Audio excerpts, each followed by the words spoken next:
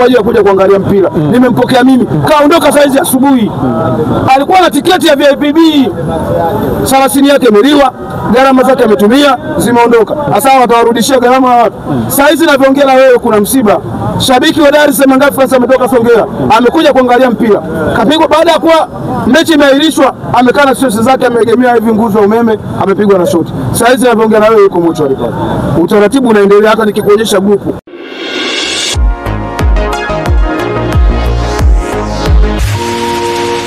Na usukani na sisi tupo hapa Makumbusho BMTV Tanzania kuweza kuwachakata hali yote ya michezo kutokea hapa nyumbani. Kubwa kuliko ni bodi ya ligi hapo jana kusimamisha mchezo wa dabi ya Kariakoo kati ya Young Africans na wekundu wa Msimbazi Simba kutoendelea. Mashabiki na yao ya moyoni ya kuzungumza, kila mtu akizungumza la kwake, na hapa nipo na mashabiki wa pande zote mbili wa Young Africans na Simba Sports Club, nao ukiweza kutoa povu kila ambacho wamekiona. Moja kwa moja tuungane na wadau wa soka hapa kutokea Makumbusho.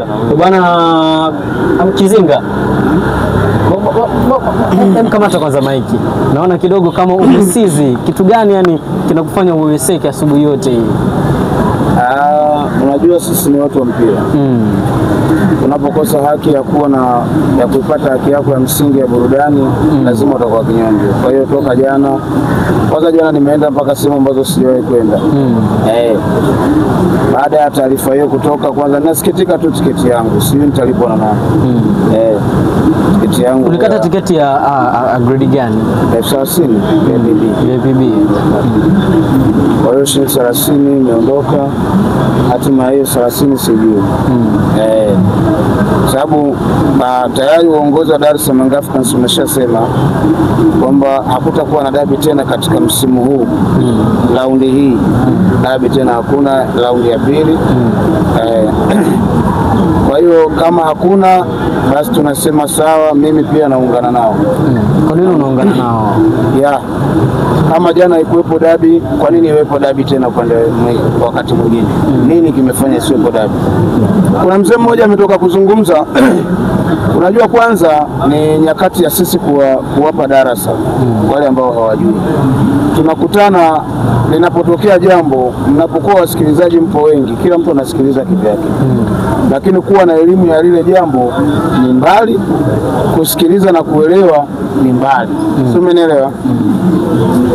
Ukiangalia maelezo ya bodi ya ligi, ukiangalia taarifa ya Simba, unapata kujifunza vitu viwili tofauti. Barua ya Simba inaweka wazi kwamba baada ya sisi kufika pale kwenye uwanja Benjamin Mkapa, tumezuiliwa kupata haki yetu ya msingi ya kikanuni ya kuingia ndani ya uwanja kufanya mazoezi ya mwisho. Nani amewazuia? Wanasema kwamba tumezuiliwa na meneja wa uwanja wa Benjamin Mkapa. Sio hivyo? Barua umesoma? Usiingize timu uwanjani. Nani amekuzuia? Aliyezuia Simba wasiingie uwanjani ni meneja wa uwanja. Meneja wa uwanja ni nani? Yuko upande wa Simba, yuko upande wa Yanga. Meneja wa uwanja huyu ni wa serikali, ndio amewazuia Simba na ana haki ya kuwazuia. Kwa nini? Kwa sababu anasema sina taarifa ya kwamba nyinyi Simba mnakuja. Kama ana taarifa fanyeje? Aruhusu tu waingie. Umeona kulikuwa kuna msafara wa watu wengi mpaka na wazee walikuwa wanakwenda. Yeye ni meneja, hana taarifa ya huu msafara, amezuia. Kuzuia kwa meneja kuna uhusiana nini na mchezo ambao unatakiwa uchezwe?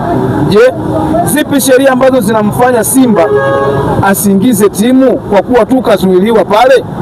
Umesema umezuiliwa haki yao msingi ya kufanya mazoezi. Umezuiliwa haki yako ya msingi ya kufanya mazoezi. Je, ni kuna kipengele kinachokuruhusu wewe kwa kuwa umezuiliwa basi usiingize timu kwenye mchezo unaofuata kwa kuwa tu umezuiliwa haki yako ya msingi? Mazoezi ya mwisho, kwamba kuna sehemu inayokuzuia wewe usiingize timu? Kuna kipengele hicho?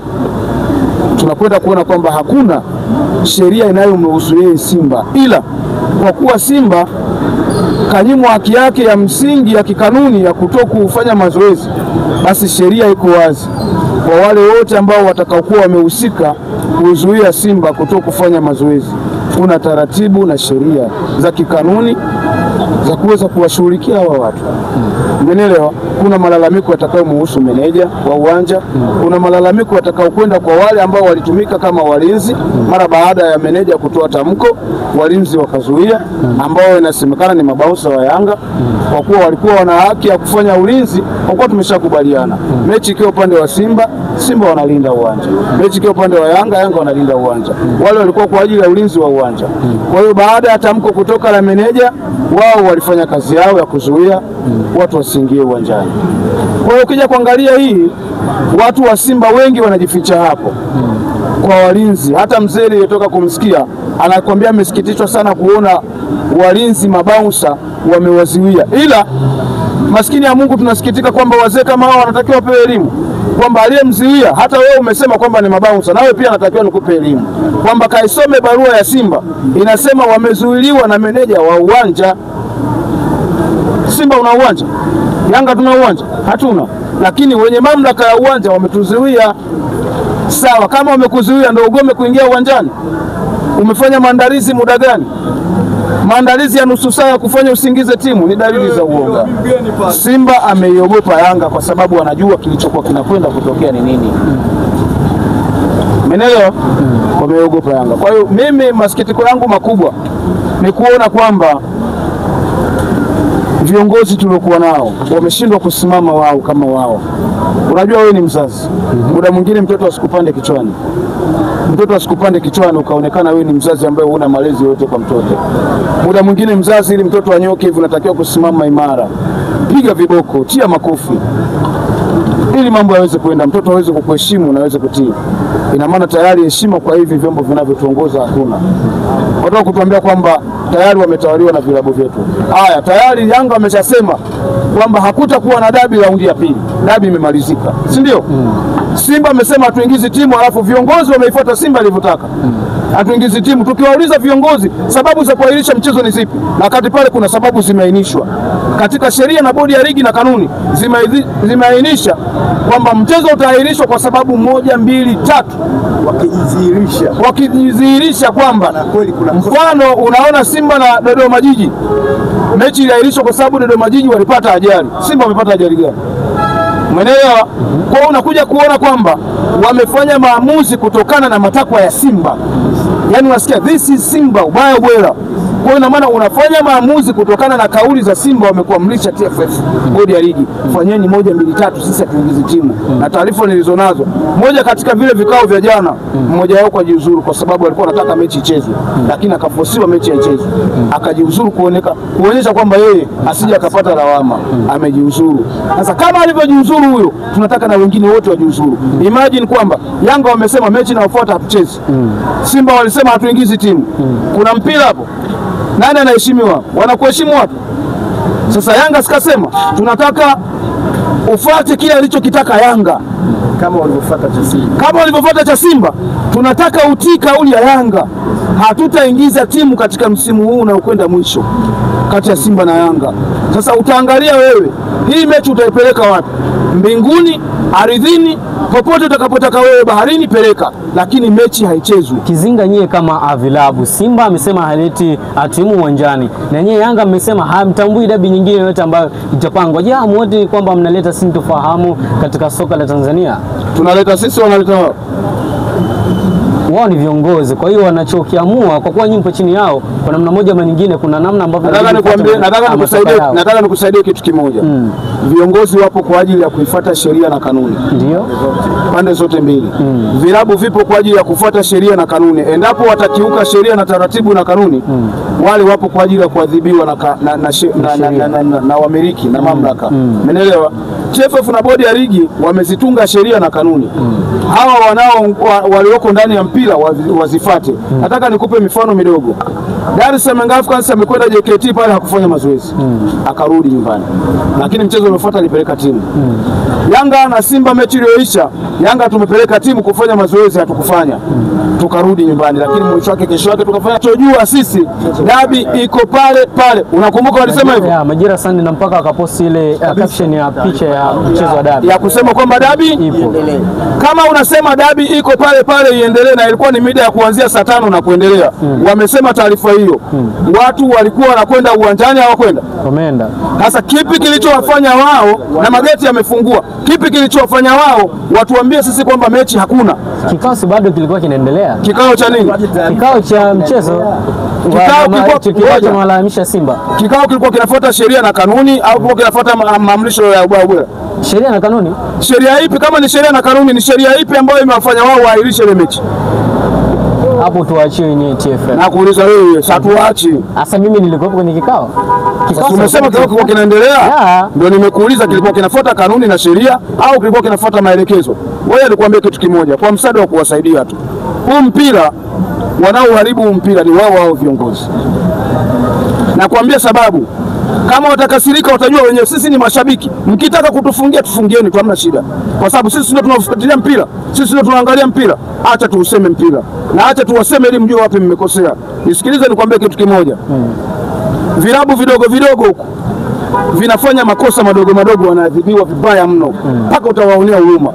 Lakini hivi vilabu vikubwa vikifanya hayo, wanashindwa kuendesha mpira, wanasimamiwa na vilabu. Yanga anasema TFF wanafuata mkia. Simba anasema TFF wanafuata mkia. Nataka nikuulize, Simba na Yanga wanacheza, bodi ya ligi na TFF wamepanga mechi inachezwa saa 11 kamili, si ndio? Inafika bado masaa 4 mbele, saa 7 na kitu wanatoa taarifa ya kuahirisha mechi mpaka saa moja. Sheria inasema na kanuni, ili ufanye mabadiliko ya mchezo ni ndani ya masaa 24. Unaelewa hilo? Masaa 24 hayapo, umetumia masaa 4 kuelekea kwenye mchezo, unafanya mabadiliko. Kwa hiyo wewe kama sheria, wewe kama chombo unaotusimamia sisi, unahusika kwenda kuikanyaga sheria na kuiharibu vibaya mno. Kama wewe umetumika kwenda kuharibu sheria na kanuni, vipi huyu ambaye unamuongoza, kwa nini asiharibu sheria na kuikanyaga? Na Mkizinga tangu mwaka 1969 kumekuwa mpaka muda huu kumekuwa na dabi 7 ambazo zimeleta sintofahamu na kuahirishwa. Nchi yetu au soka letu la Kitanzania linaelekea wapi? Tunaliona wapi ndani ya miaka 5 hadi 10 ijayo? Linaelekea, kwanza mwanzo lilikuwa linakwenda vizuri. Tulikuwa tunakwenda vizuri mpaka tukaja kufikia wakati tukapanda renki. Tukawa nafasi ya 4 ligi yetu. Lakini sasa ndani ya ligi yetu kuna vitu vinafanyika ambavyo sio sahihi. TFF na bodi ya ligi wanatakiwa kusimama imara kuhakikisha wanafuata sheria na taratibu zote za mpira. Ili hawa watoto wafiate mkia. Moja kati ya masikitiko ambayo mimi niko nayo, na nikaamini kabisa TFF na bodi ya ligi hawana kauli yoyote juu ya hivi vilabu. Kwa nini? TFF ni chombo ambacho kinajitegemea kuingiza mapato. Kina wafanyakazi natakiwa ingize mapato. Sio tu kutegemea kwamba Simba amekosea apigwe adhabu, Yanga amekosea kupita kwenye mlango apigwe adhabu ili wapate pesa. Sio kweli. TFF wamempa nafasi ya kuwa mdhamini wa ligi NBC. NBC wanapata nafasi ya kuwa mdhamini wa ligi. Wanahitaji mdhamini mwenza ambaye atakaa mbavu ya kushoto kwa boka hapa, si ndio? Wanampata, wametangaza nani atakayekuja kuchukua nafasi hapa mbavu ya kushoto, si ndio? Mdhamini mwenza tunasema. Wamejitokeza, wakujitokeza GSM wamepata nafasi ya kujitokeza. Ana haki kama walivyokuwa na haki watu wengine kuwa nini? Kuwa mdhamini mwenza. TFF wanachukua pesa, wanakubaliana, mkataba unasaini. Lakini uje uone kwamba wametawaliwa na hivi vilabu. Simba peke yake ndo aliyefanya dili likaharibika. Uongo kweli? Nakuuliza wewe, usiogope wakupeleki kokota. Hapana. Simba peke yake ndo aliyesababisha dili likaharibika. TFF akakosa pesa kwa sababu ya nini? Ya Simba. Kwa hiyo tunachotaka, simko sambamba na Simba. Simba si wamefanya mchezo uharibike kwa sababu zao za msingi. Kwangu mimi najua sababu iliyofanya Simba wavuruge huu mchezo ni mara baada ya wao kuchungulia kuona kwamba kuna goli kama 8 zinakuja zidi yao. Simba walikuwa wanashushiwa mvua ambayo wallahi nakuapia mwezi wa Ramadhani huu Simba walikuwa wanapigwa goli ambazo hawajawahi kupigwa katika ardhi ya Tanzania. Baada ya kuona mambo ni magumu, wameandaa gari lililojaa wachezaji kikosi B. Wachezaji wawili walikuwa ni Mpanzu na Chasambi ndio walikuwa kwenye gari. Nyuma kuna gari limejaa wazee wenye miaka 70 80. Usiku ule unawapeleka wapi na mbuzi ile? Yanga ni lidude kubwa. Amini maneno yangu, Yanga ni lidude kubwa na hamjakwepa popote. Nilitamani sana kama viongozi wangu wangenielewa. Hata leo tungewafuata Simba Bunju. Kizinga kwenye mitandao ya kijamii nimepata bahati ya kusoma baadhi